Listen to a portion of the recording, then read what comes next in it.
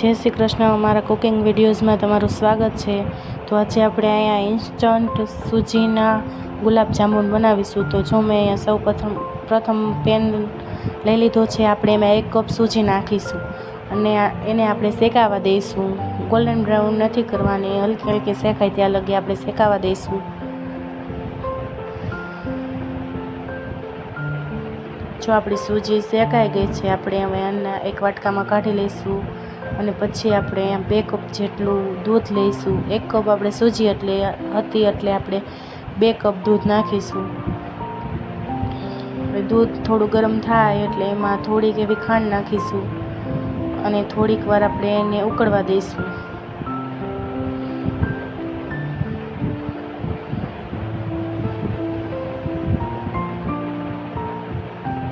જો આપણું દૂધ થોડુંક એવું ગરમ થઈ ગયું છે, હવે આપણે એમાં સૂજી શેકેલી હતી એ આપણે હવે એમાં એડ કરી દઈશું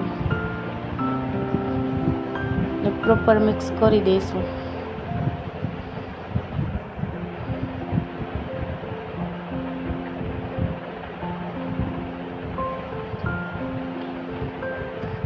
જો આપણે પછી એને હલાવતા જઈશું અને ઘટ થતું જાય છે.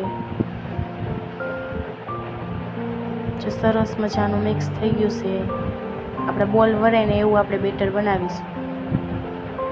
જો આપણે બોલ સરસ મજાના વળી ગયા છે,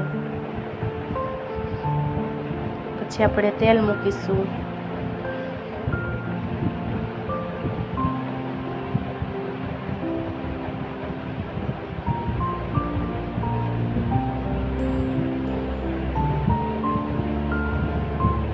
જો આપણા બોલ બધા જ સરસ મજાના થઈ ગયા છે. આપણે તેલ ગરમ થઈ ગયું છે, બધા જ એમાં એક એક કરીને એડ કરીશું.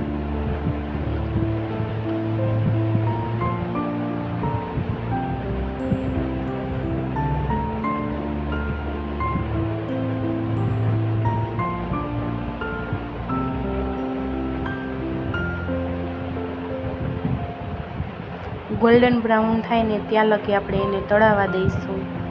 વચ્ચે વચ્ચે આપણે જોતા જઈશું.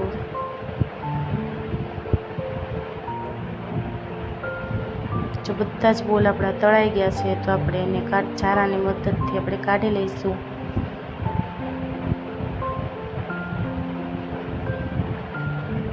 પછી આપણે ચાસણી બનાવવાની છે.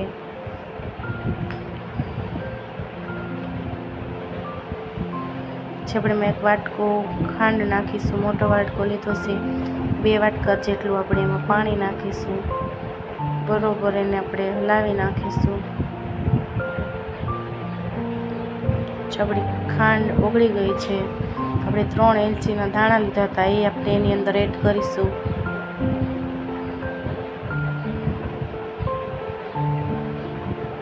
બહુ આપણે અહીંયા ઘાટી ચાસણી નથી કરવાની, મીડિયમ એવી કરવાની છે. તો જો આપણી ચાસણી ઉકળવા લાગી છે,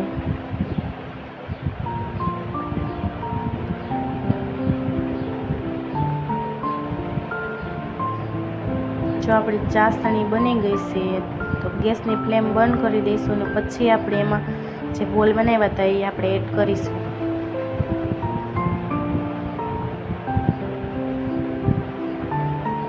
બધા જ બોલ આપણે એડ કરીને જરીક હલાવીને આપણે 1 થી 2 મિનિટ આપણે એને ઢાંકણ ઢાંકી દઈશું. જો આપણા બધા જ ગુલાબજાંબુ તૈયાર થઈ ગયા છે.